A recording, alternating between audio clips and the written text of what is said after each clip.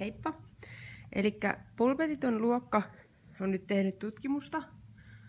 Eli tutkittiin näiden säkkituolien eli fatboyten mahdollisuuksia opiskelussa.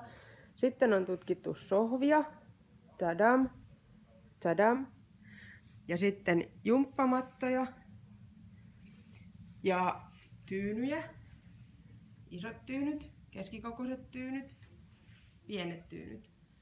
Ja sohvat saatiin lainata koulun aulasta, kun ne oli pingispöydän tieltä siirretty pois.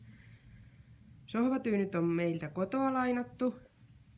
Sitten noi 3 fatboyta on lainattu yhteisistä tiloista opiskelijakunnan hallituksen luvalla. Ja 3 fatboyta oli käyttämättöminä opiskelijakunnan hallituksella, koska yleisissä tiloissa niihin mentäisiin kengillä, joten ne saatiin tänne käyttöön lainaan. Ja noi jumppamatot on lainattu liikuntasalista, jossa ei tällä hetkellä jumpata, kun on YO-kirjoitukset.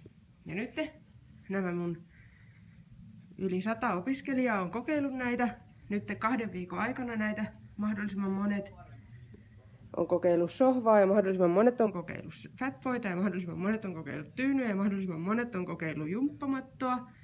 Ja nyt on sitten aika koota nämä tulokset yhteen, että mitä mieltä näistä oltiin. Eli teemme tällaisen tutkimuksen. Eli seuraavaksi odotamme tuloksia.